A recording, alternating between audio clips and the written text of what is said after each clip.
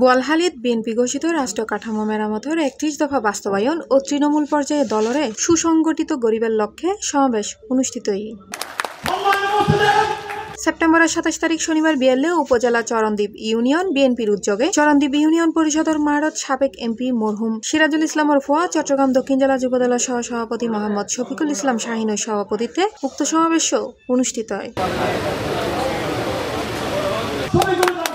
Charandwip union বিএনপির যুগ্ম আহ্বায়ক বেলাল হোসেনের সঞ্চালনায় সমাবেশত বক্তব্য রাখে SM বাদশাহ, রহমত আলী, মাস্টার শফিকুর রহমান, শহীদুল ইসলাম সাগর, ফরহাদ সহ আরো বোধকেও যেতে বাধা দেওয়া হয়েছিল, যার কারণে আমরা হয়তো